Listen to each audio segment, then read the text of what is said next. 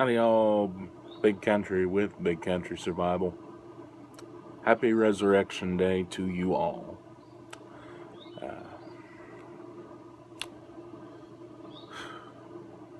I hope that y'all had a wonderful, wonderful day, time with family, etc.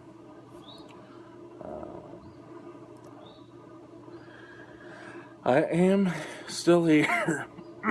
I am still alive. I'm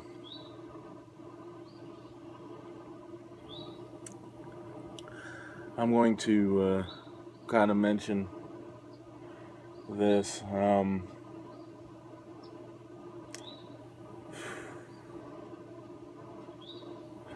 I am, and I knew this was going to come, so I don't want to hear any of these "I told you so's" sort of deals.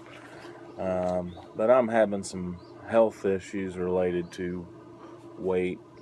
I know they start appearing, or I start noticing them after I already am in the process of doing something about it, right? I'm probably going to have surgery at some point. I don't know how soon. Of course, you can't afford insurance right now, or we can't right now, and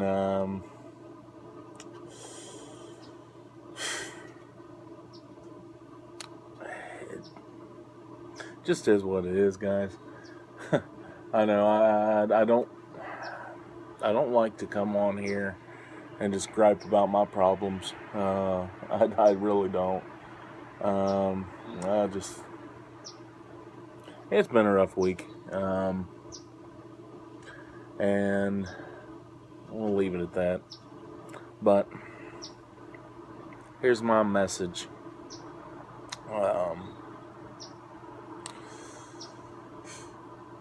Work with what the Lord has given you and be grateful for it.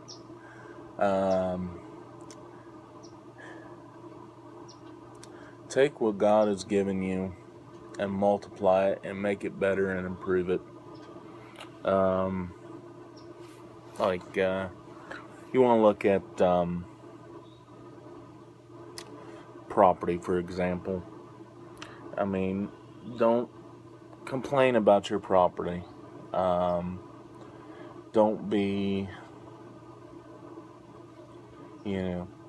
ungrateful for the land that you have been permitted by the Almighty to possess. No, you take it and you make it better. You go and you plant a tree. And if you plant a tree that is a dwarf or a semi-dwarf, plant a standard for posterity. That's something Grandma always would say. You plant for every semi-dwarf or dwarf, you plant a regular for posterity's sake. And we were just down there at the farm, her home place, a couple years back, and we picked pears from an orchard that her great-granddad, this is my great-grandma, and her granddad, I take it back, her granddad planted those trees, those pear trees. So those trees are over 100 years old, and we, the great grandchildren, I think I got all the greats right.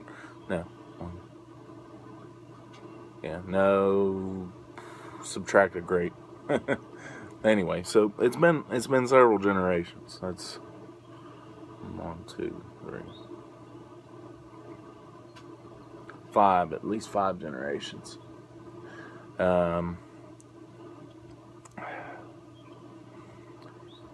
Look at things like that. And I can't remember the name of the tree. Those of you who remember the specifics in the Bible, what was the Like you want to look at the story of Abraham and the land that God promised to Abraham. When he first got there, and he set his tent up, what was one of the first things that Abraham did? He went out and he planted a tree. Went out in the backyard and he planted him a tree. Now this is a tree, and I've done a Bible study on this, and I can't remember the name of the tree. But it takes several generations to grow till it actually does anybody any good. It takes several generations before it will bear fruit. So he wasn't planning it. This was a sign, a way of taking and improving upon what the Lord and multiplying what the Lord had entrusted him with.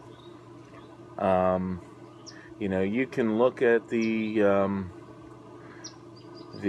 tale of the talents, where the master had his 3 servants, and he handed them each a couple talents, and which is a unit of money. That's let's say a talent's $100. I don't know, but it's a considerable amount of money, and so a couple hundred. Let's say he handed him a couple $100, each of them, and 2 of them went out there and multiplied and improved upon the money that their master had given them, and the third one, he didn't. He took it and buried it under a rock. He just took what was given him and protected it and maintained it, kept it there, right? Hid it under a rock. And what did he do?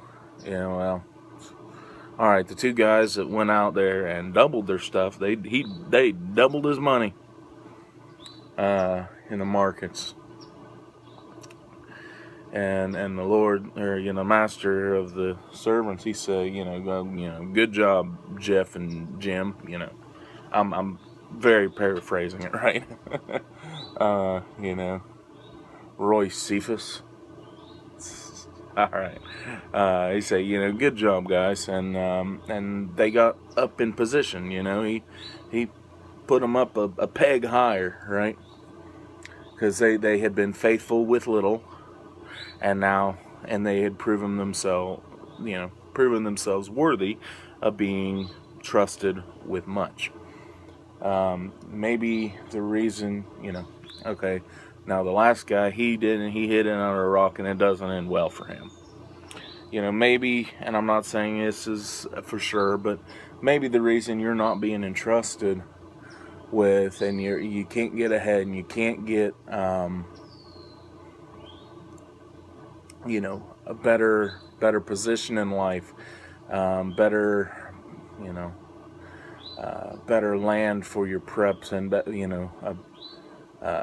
maybe the reason that things are just not going right in your life is because you are not proving yourself to be faithful with what you have. Are you maintaining and improving your home? Are you maintaining and improving your relationships, your family, your wife, your children, your husband, ladies, your husbands? Are you? And by improve, I don't mean ladies, I don't mean a fixer-upper kind of man. No, that's not what I'm talking about. What are you doing to make your marriage better? Your relationship with your kids. What are you doing to turn your children into good and responsible adults?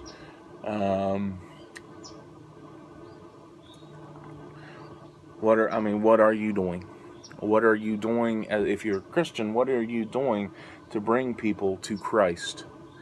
I'm guilty. I'm not saying anything that I haven't, If I'm pointing a finger at you, I'm pointing, 3 more right back at me, right? I'm as guilty of not doing this as anybody else. So this is just something to think about here on Resurrection Day, and just days throughout. And what are you doing to improve your position, to improve your life? Have you went out and planted a tree? Okay. Did you plant a standard, or did you plant a dwarf? Are you making things better just for the short term, or are you looking years down the road, generations down the road? What are you making? What are you doing? Are you just trying to get your son to, be quiet, so you can have a few minutes of peace? Are you actually taking the chance of teaching a lesson that he's going to pass on to his kids? Are you looking, to just, I'm looking at the marriage spectrum. Are you looking to just make it a day with your spouse, and one more day and not have a fight? Or are you looking to create the marriage that you're gonna enjoy each other when you're 80 years old, 90 years old, heaven? Are you gonna have that marriage? I look at the marriage that my parents have, and they've been married getting close to 40 years, probably. Been getting fairly close there, 40 years. And, they're just every bit as in love as whenever. I mean, they're in a lot of ways, they're kind of like a couple of high school kids.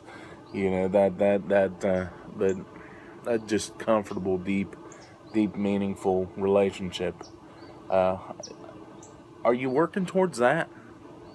Are you working towards that kind of relationship that your children and your grandchildren are going to use as an example for the way a marriage should be? Are you? And that it's not too late to start that. It's really not. If you're married, I mean, it doesn't matter what the first 20 years of your marriage were like. What matters is the last 20. Or the next 20, I guess you could say. Or the first or the last, whatever. You get my point. I'm trying not to be preachy, alright? But it might be coming across that way. And just know, I'm saying this as much for my own benefit as I am for anybody else's. I'm saying this as much to myself as I am to you guys. I'm as guilty, chief among sinners am I. Alright? So anyway, y'all have take what you can use and think about it, and just, as Pastor Joe Fox would say, chew up the meat, spit out the fat.